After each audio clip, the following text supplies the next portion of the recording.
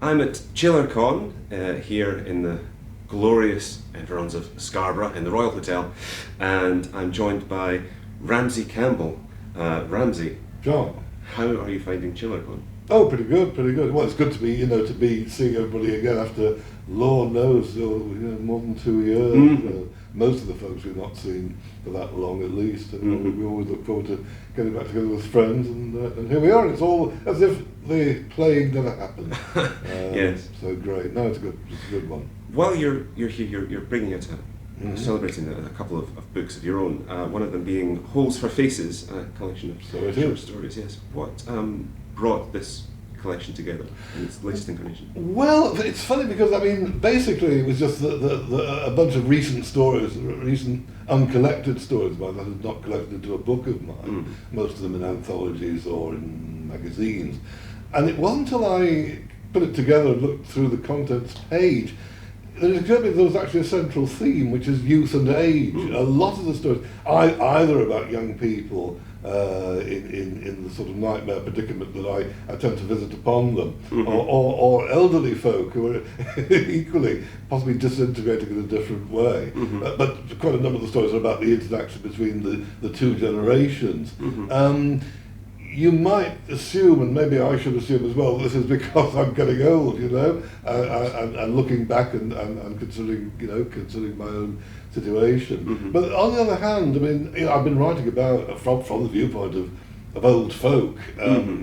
Certainly as far back as the mid-70s, a story called The Sneering, which is not in this book, was about two elderly folk living just off a motorway, or just on the edge of a motorway, and the psychological effect this has. But I suppose this is probably more focused, and to a certain extent, some of it derives from personal experience. What I have done, this is in fact a reprint.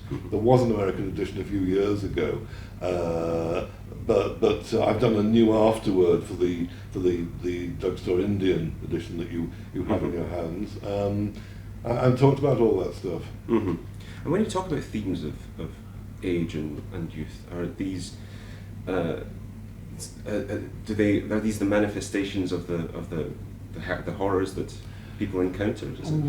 Sometimes, or I think it would probably be true to say that in my stuff very often you can't really separate the supernatural from the psychological. I don't mean necessarily the old, turn of the screw trick, which is not to dismiss Henry James, to put it mildly, but the we don't know whether it's supernatural or psychological. In general, there's often enough sort of psychological subtext, so to some extent the supernatural may come out of something about the character, possibly something they've denied about themselves or don't want to admit, or other projections of guilt, that sort of a thing. But what I don't want to do in that kind of a story is allow the psychological to explain away the supernatural. I think there's still an element of the uncanny, even after you've done all the analysis. Now, I think there are a couple of psychological stories in there, purely psychological as well. But in the main, you'll find plenty of the supernatural stuff. And when you set out to write a story, do you ever go into one thinking about the point you want to make, or the message that you want to say, or the theme that you particularly want to? Possibly theme. I can't say message. I don't think I've ever got a message as such. I think even the theme tends to grow out of the writing. And even if I may set out to write a particular sort of a story, or even a particular story, it will change in the writing, because I don't believe in plotting in detail in advance. Yes. I know a lot of the events, lots of the detail, and the general order of events probably. But every time I go to my desk, 7 days a week, 6 o'clock in the morning or so, I want to surprise myself by writing something I didn't know I was going to write until I got to it. So the shape often does change. Sometimes, there are moments, I have to say, where this seems to be a bit of a bane. There are times where I think, I wish I'd written the story I thought I was going to write in the first place, and do something, like do the old Bradbury approach, of extreme directness and simplicity, which isn't to say his language isn't wonderful poetic, obviously it is, but the actual narrative drive with Bradbury tends to be very much down the middle.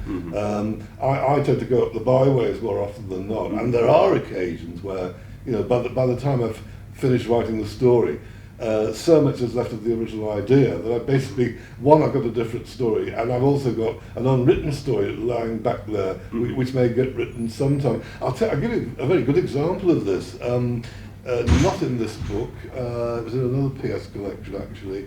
I think it's in just behind you, but I won't be sure. Anyway, there was an old story of mine called The Companion, written in 1973. Basically about, in some way, a haunted fairground, a derelict fairground which proves to be haunted. Now, I looked back quite recently over and found the notes I'd written in course of preparing to write this story. And I actually discovered I'd written notes for a completely different story. And again, it's at some point in the process, I think by the time I'd started The Companion, I knew it was taking a different direction. But I actually had got this unwritten story from 40 years ago, so I wrote it. And that is now in the final story in one of my PS collections. What a useful find. Well, yeah, absolutely. And there are other things of this nature. I mean, Incarnate, again, an old novel of mine from the early 80s. I mean, that's the initial idea was a terminal insomnia. Now, I think somebody else wrote something about that, actually. An old friend of mine, if I remember correctly. I've forgotten his name, but I think you know it. And the idea then became, well, but why? What's this terminal insomnia for? And it then became the notion of, dreams invading or somehow, taking over reality. By the time I started developing that, the insomnia got left behind, so it never actually occurs in the book at all. It's interesting with this book that it's sort of more recent stories. Yes, from the first decade of this century. Would be about that.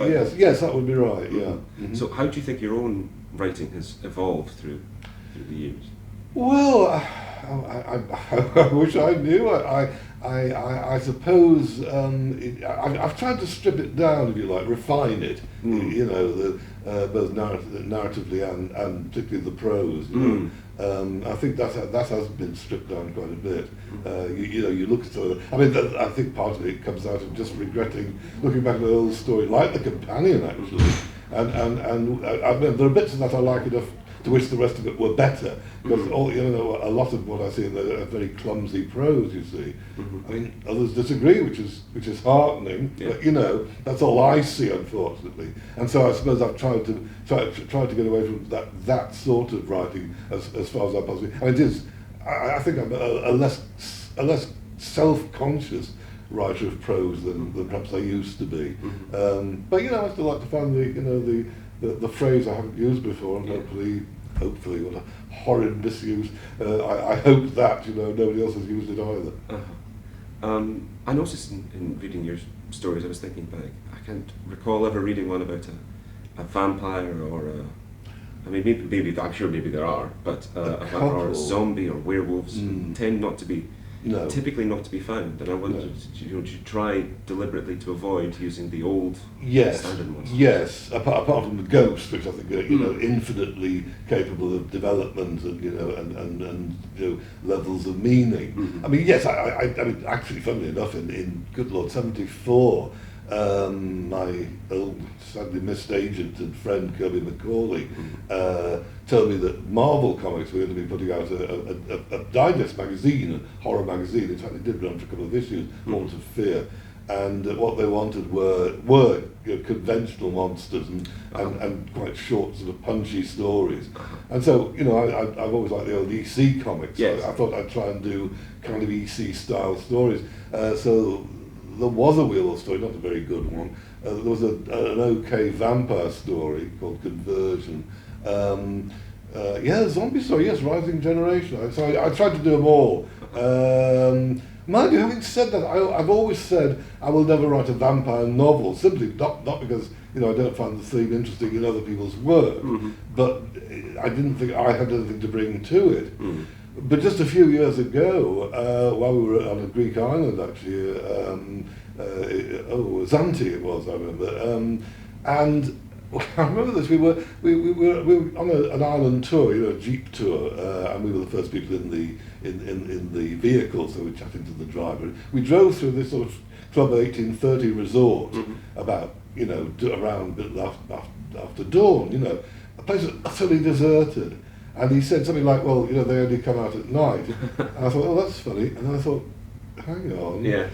And I actually spent the rest of that, well, all of it, a lot of that trip, I always carry a notebook. These days the phone functions well, because I just sort of scribbled it away. And by the time we got to the end of the trip, I'd pretty well got the basic plot and some of the characters of a novel called 13 Days by Sunset Beach. So I did write a vampire novel after all. But the one thing I wanted to do was not do a conventional vampire. I wanted to recapture it for sort of terror and alienness, if you like. And so actually I had rather in mind, I had The Shunned House, the Lovecraft, which is also a kind of vampire story, but again, it's a much more Lovecraftian, monstrous thing that is revealed in that, and I think there's a little bit of that in the climax of 13 Days. And if I could indulge you, are there any particular monsters or entities and things that you've created yourself that you're particularly proud of?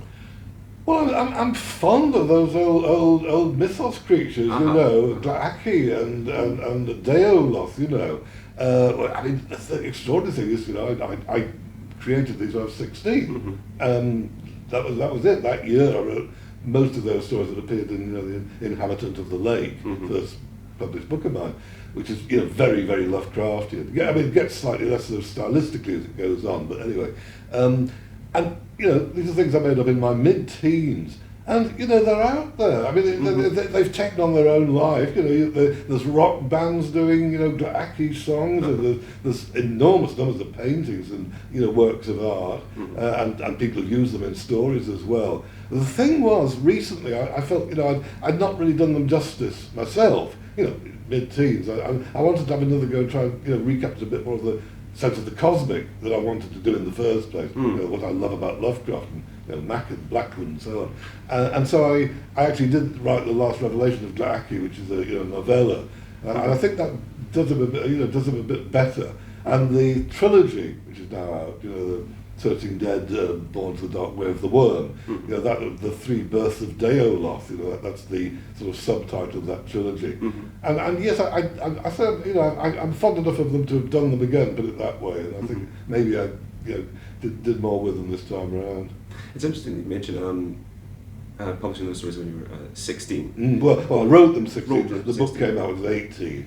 Right, okay. But I think still that makes it, you've been a published author for 50-something, getting on to 60 years. It's coming up to 60. Well, technically speaking, technically speaking, it is 60. When you think about it, the first short story came out from Arkham House in 62. Well, yeah. Of course, that's why you've probably seen Trevor Kennedy's wonderful issue of Phantasmagoria magazine, maybe. Well, I haven't. Oh, have a look at it. It's a tribute issue. It's my sort of 60th birthday present, Oh, right. But the copy's up there in the book room anyway. Oh, right. But I'll take a look at that. I was very extraordinarily touched by that. All these people, saying these things about that stuff. Yeah, that sounds great. And during that period of 60 years, has your enthusiasm? Have you ever felt your enthusiasm for horror ever waned? No. Oh no. Certainly not as a writer, but not as a reader either. Not indeed as a viewer, because I love horror movies, but I love the cinema generally. But I do have many favourite horror films. My all-time favourite is Night of the Demon. Yes. Jacques Tourneur, Jakes Turner, however you want to pronounce it. And not at the other end of the spectrum. That's not really the right way to put it. But the only horror films I do think they are horror films really genuinely to terrify me on a visceral level. Occasionally to the extent I'm thinking, if this goes on like this much longer, I don't think I'm going to have to stop it and come back. And those are several David Lynch films. Yes, yeah. I mean, I think above all, Lost Highway. Yes. But others too, Fire Walk With Me. Terribly unnerving. Yeah, absolutely. Every time I watch it, I think, oh God, I'm going to do this again to myself, But it's very fine, I think.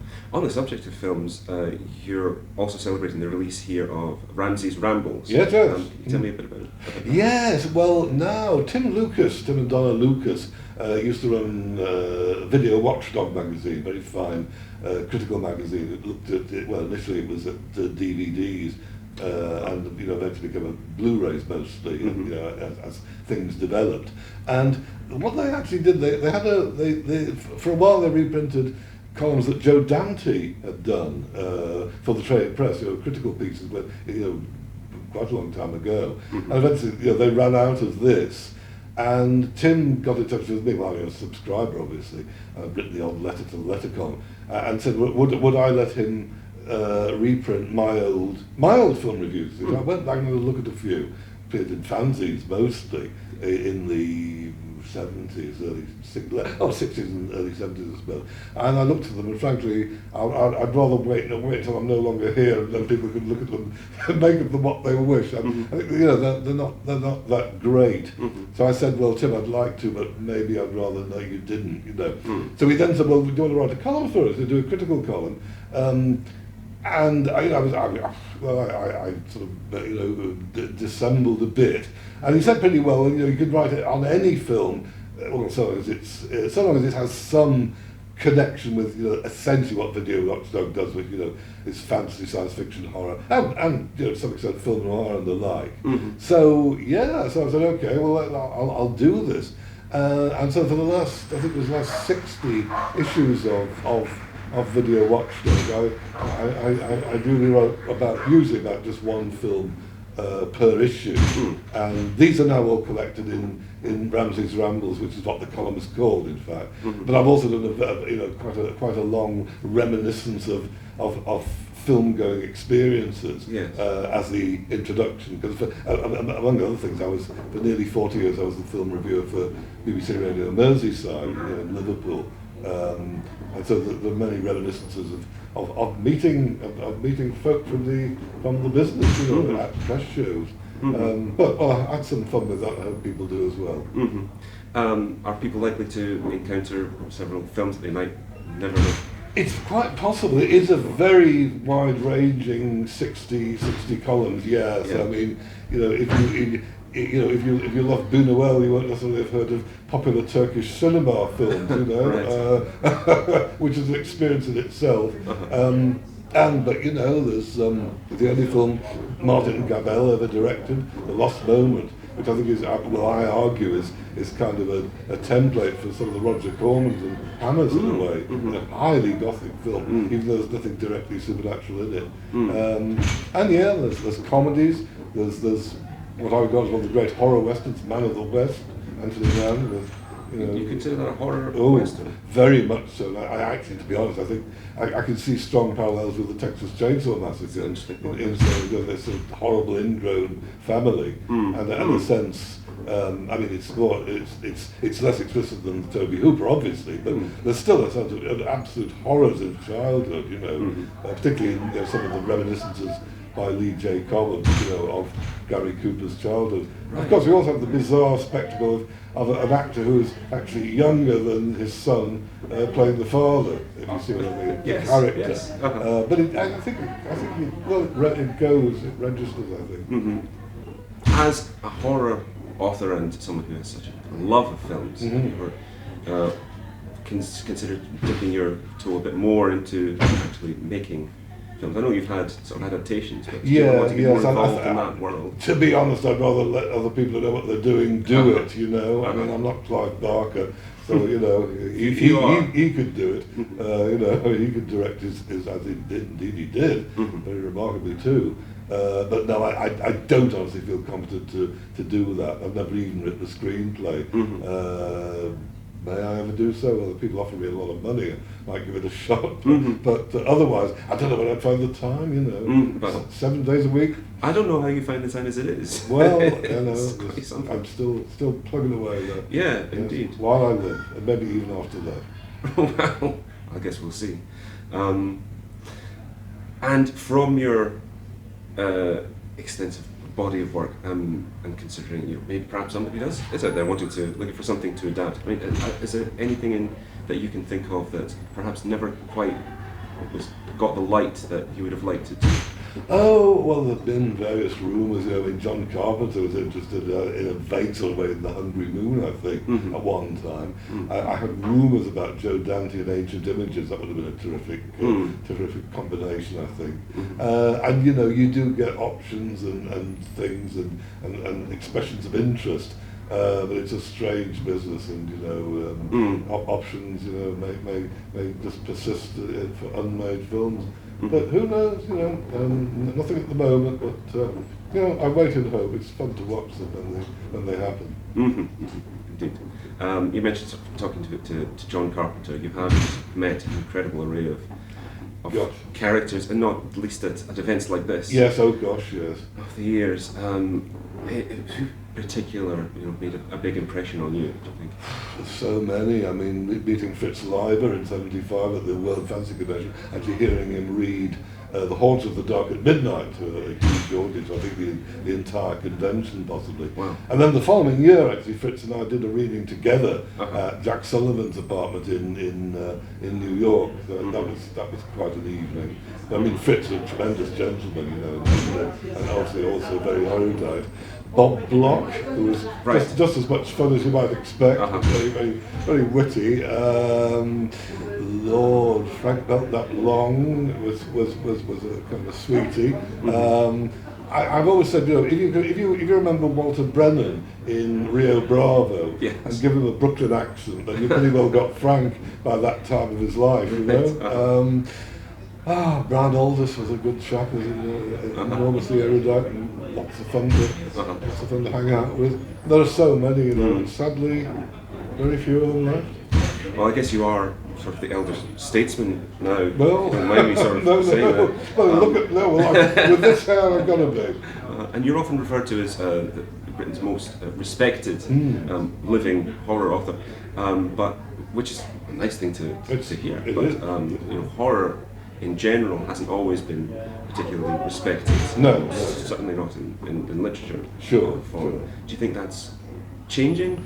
I think it is to some extent, yes. I mean, I think one of the things that seems to have happened is, we've gone back to where we were when I was growing up with it. I really started discovering it, which is 6 years old actually. I was getting, books of M.R. James, anthologies of James Inn, from the library on my mother's ticket. But there wasn't really a horror category as such. There wasn't a section in the library, there wasn't or a bookshop, there wasn't even really the packaging. And obviously the boom of particularly the boom of the 70s and 80s was quite something. But at the same time, I think to some extent it did obscure the fact that horror is a branch of literature. It's where it came from. And I mean, I'm not the only person to have said this, but I think it's true to say that it's quite difficult to think of a writer of short fiction for adults who hasn't written one or two horror stories. And the more you try, I mean, Graham Greene did some, L.P. Hartley did Booksworth, people like E.F. Benson, obviously, W.W. Jacobs. And that's the thing, you see, I think also that a lot of writers who only wrote a few horror stories, those are the stories they're remembered for. I mean, W.W. Jacobs wrote books of stories about canal life, mostly comedic, but obviously the one we all know is The Monkey's Paw, which is one of the great masterpieces of the field, obviously. And I think it is becoming more accepted back into literature, I think. And while there are arguments on both sides, I'm and obviously there are people who like it to be transgressive. I mean, Peter Straub has always said, I think that's what he still does say, that it's partly the disreputability of it that he likes. That's fun too, but personally, I like to see it taken seriously as literature because it often is. I agree. Ramsey, I want to thank you very much for joining me and talking to me at ChillerCon. John, thank you very much for having me. Thank you.